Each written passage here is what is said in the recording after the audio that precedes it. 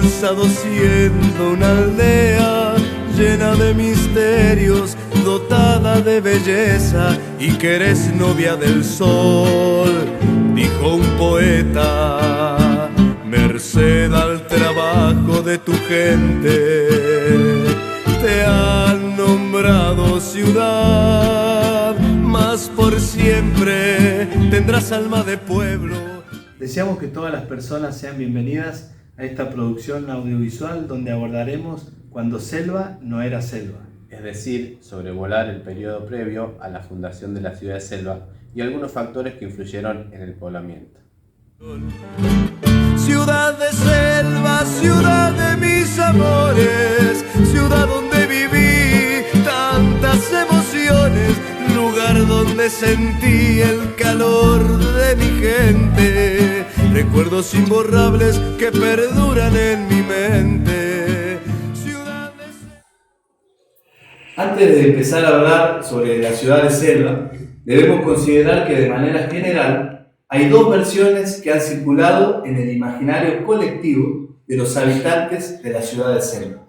Por un lado, los que plantean que antes de la fundación oficial no había nada en lo que hoy es Selva. Y por otro, los que consideran que antes de la fundación oficial ya había miembros de los pueblos originarios y población criolla habitando o transitando en lo que luego pasó a llamarse como Selva. Que esta zona era un lugar de paso o de descanso para quienes solían realizar el arriero de tropas. La zona de selva era un lugar de paso para cortar distancia entre el litoral y el camino real. El doctor Reed en su obra plantea que en 1888 o 1989 ya se iban asentando los primeros pobladores que venían con el tren balastro desde 1988. No antes. Sería el río Salado. Cerca de estas fuentes de agua se encontraron restos de grupos humanos. En Selva no hay registro de tales restos hasta el momento. Lo que resulta innegable es que en las zonas aledañas a Selva, antes de la fundación oficial, se habitaban pueblos originarios, principalmente Sanabria. De todos modos, lo que sí podemos inferir es que en el caso de haber habido gente o ranchos dispersos, el poblado, si es que acaso podría hablarse de poblado, no tenía ni el nombre, ni la traza, ni la organización que se erigió a partir de la fundación oficial. Con respecto a ello, es justo mencionar que en el imaginario colectivo de la mayoría de la gente persiste la noción de que antes de la fundación oficial no había nada. No olvidemos que estamos hablando de cuando selva no era selva, es decir, el periodo previo a la fundación. Y vamos a ver algunos de los factores que influyeron en el poblamiento. El camino de los porongos. Miguel Peiretti y Santiago Barra, con respecto al camino de los porongos, sostienen lo siguiente. El camino de los porongos se iniciaba en Santa Fe de la Vera Cruz en dirección al oeste, para pasar por lo que fueron el Fuerte Sunchales, Fortín Tacurales, Fortín Morteros, y desde ahí tomaba rumbo hacia la laguna Los Porongos para luego ir hacia Real Sayana Vieja, Fortín Avipones, para llegar a Santiago del Estero y de allí al Alto Perú, previo paso por Tucumán, Salta y Jujuy. Este camino colonial, surcado en el territorio del Gran Chaco, era transitado por grupos de carretas, arreos de mulas y yeguas para las minas potosinas, como así también por los chasquis o mensajeros. El camino de las tropas. Con respecto al camino de las tropas, Peiretti y Barra señalan: él mismo tuvo la intención de unir Buenos Aires con el norte y el Alto Perú sin pasar por Córdoba, evitando el paso por las serranías de Sumampa en Santiago del Estero y los bañados de la laguna de Mar Chiquita.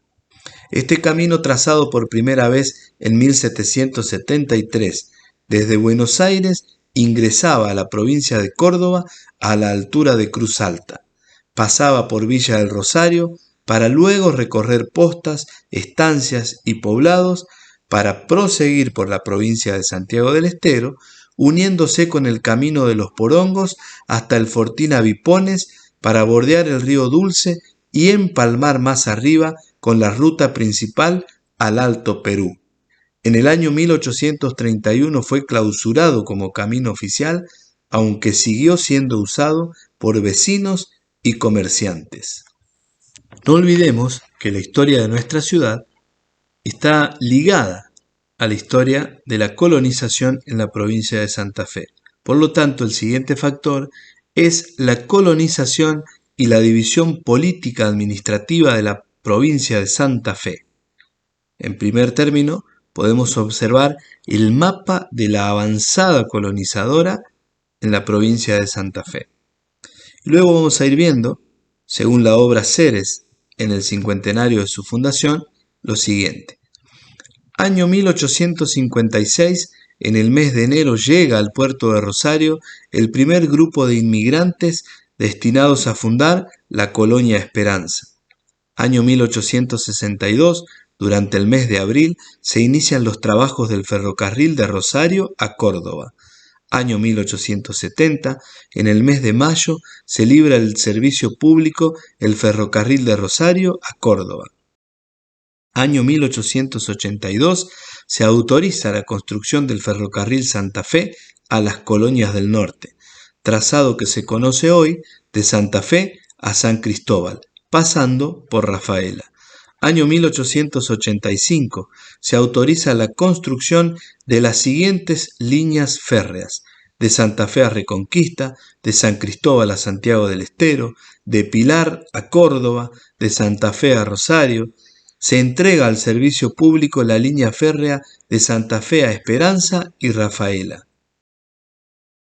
Se entrega al servicio público la línea férrea colonial de Santa Fe hasta 100 kilómetros al noroeste. Se entrega al servicio público el ferrocarril de Buenos Aires a Rosario. Año 1886. El Congreso Nacional acuerda concesión a la empresa del ferrocarril de Buenos Aires a Rosario y Sunchales para prolongar la línea hasta Tucumán. Año 1887, 27 de febrero, se entrega al servicio público el ferrocarril de Rosario a Sunchales. Se acuerda concesión a los señores Portalis Freres, Carbonier y compañía para construir un ferrocarril de San Cristóbal, estación del ferrocarril colonial de Santa Fe, hasta la frontera de la provincia de Santiago del Estero, con destino a prolongarse hasta las ciudades de Santiago y Tucumán. Año 1888, 27 de enero. El Gobierno Nacional aprueba los planos del ferrocarril Sunchales a Tucumán. 25 de junio, el Gobierno Nacional aprueba las variantes introducidas entre los kilómetros 110 y 225 de la línea Sunchales a Tucumán. Año 1890, 27 de febrero, el Gobierno Nacional autoriza librar al servicio público el tramo Sunchales-Pinto. 16 de septiembre se autoriza librar al servicio público el tramo Pinto-La Banda. Año 1891, 27 de febrero, se autoriza librar al servicio público el tramo La Banda-Santiago del Estero y la sección de la línea principal La Banda-Tucumán.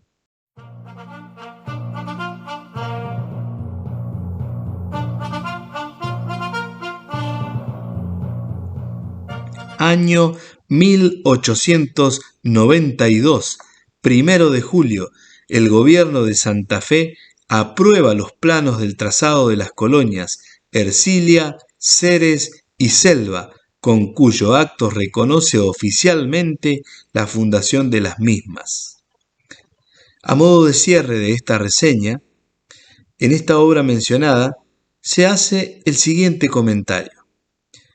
Como se observa en el gráfico y se aprecia a través de esta breve reseña, las líneas férreas han marcado el progreso y la civilización del territorio santafesino y por la misma razón han determinado la fundación de las colonias Ercilia, Ceres y Selva.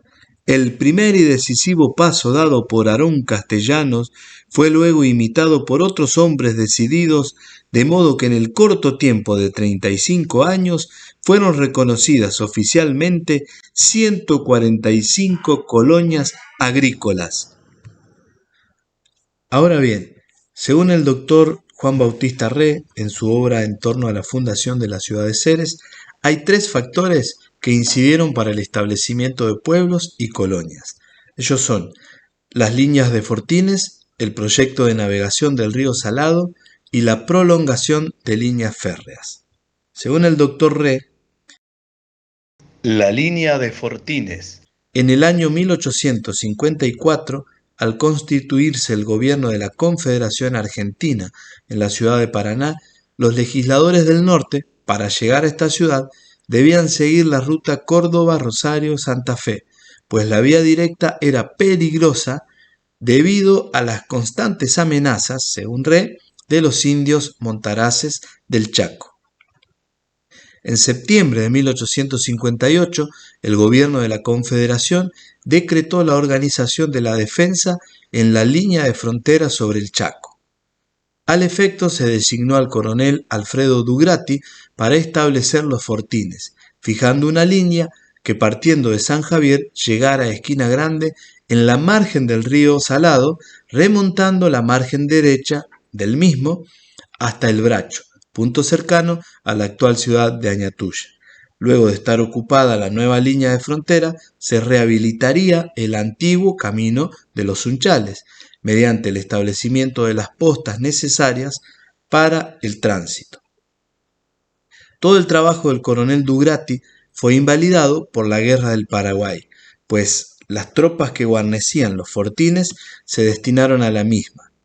Y anoticiados, según Rey, los indios, comenzaron las invasiones y consecuentemente la despoblación de las colonias fiscales fundadas en la proximidad de los fortines. Consolidada la paz en enero de 1870, el presidente Sarmiento, para restablecer la línea de fortines sobre el Chaco, nombró jefe de frontera para Santa Fe al coronel Manuel Obligado, para el norte de Córdoba al teniente coronel Miguel Racero y para Santiago del Estero al coronel Agustín Olmedo. Según Rey, fue definitiva la seguridad para vida y hacienda del trabajador fecundo y la paz reinante permitió el avance de las fronteras, ganando tierras para la riqueza del país. Proyecto de navegación del río Salado. Según el doctor Juan Bautista Rey, desde la época de la conquista fueron explorados los cursos de los ríos Salado y Dulce para utilizarlos como medios de comunicación con el interior del país. El curso de ambos ríos, que atraviesan tierras arenosas, ha tenido muchas variantes. Así, los primeros españoles que desde Tucumán llegaron al río Paraná consignan en su ruta el río Dulce, vertiendo las aguas en el río Salado, por un trayecto donde es hoy Cañada de Argentina. En varias cartografías de misioneros que datan del siglo XVIII, el río Salado desagua en el río Dulce, por la misma cañada citada, y figura la mención antiguo lecho del Salado, marcando el curso hasta el río Paraná. Durante la organización nacional, por ley de septiembre de 1857, el gobierno de la Confederación Argentina aceptó la propuesta de don Esteban Rams y Rubert para explorar el curso del río Salado y proyectar la canalización y construcción de diques y esclusas para hacerlo navegable desde la desembocadura en el río Paraná hasta Matará. Una nueva ley nacional del año 1862 prorrogó la concesión hasta el año 1866. Vale aclarar que estaban muy interesados los gobiernos de Santiago del Estero, Córdoba y Santa Fe. El empresario realizó los estudios de la obra y, no obstante su optimismo, no consiguió el concurso para llevarla a cabo.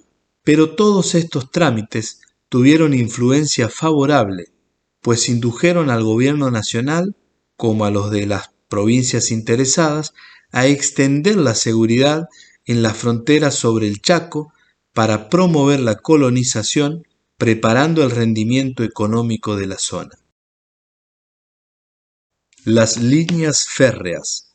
Según el doctor Juan Bautista Rey, principal preocupación de todos los gobernantes, coloniales e independientes fue el desarrollo de las vías de comunicación.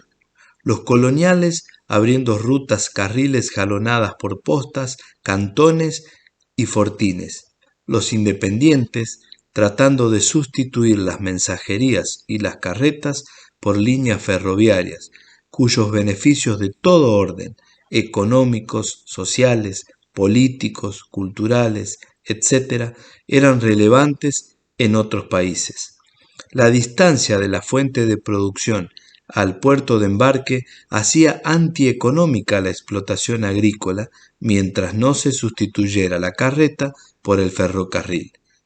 Los gobiernos constituidos, nacional como provinciales, para atraer el capital extranjero con destino a explotaciones ferroviarias, hicieron concesiones que hoy parecen exageradas, pero solamente así despertaron el afán de lucro de los hombres de empresa. Por ley de septiembre del año 1887 se acordó la prolongación de Sunchales a Tucumán, siendo librada al servicio público la sección Sunchales-La Banda en el año 1890 y en febrero de 1891 hasta Tucumán. Según el doctor Juan Bautista Rey, desde 1887 quedaba definitivamente sellada la formación de colonias agrícolas a todo lo largo de esta vía férrea.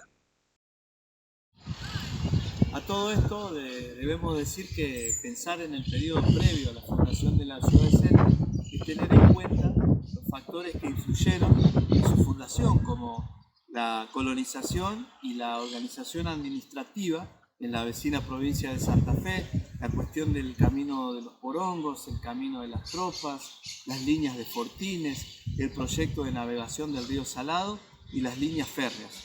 Pero todo este proceso forma parte de un proceso mayor, de un proceso que se estaba dando a nivel global, que podríamos decir que es la división internacional del trabajo, en donde el mundo se dividía en países que se iban a dedicar a ser industrializados, a producir manufacturas, y países que se iban a dedicar a producir materias primas.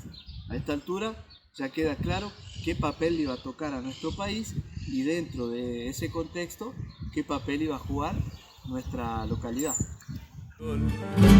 Ciudad de selva, ciudad de mis amores, ciudad donde viví tantas emociones, lugar donde sentí el calor de mi gente, recuerdos imborrables que perduran en mi mente.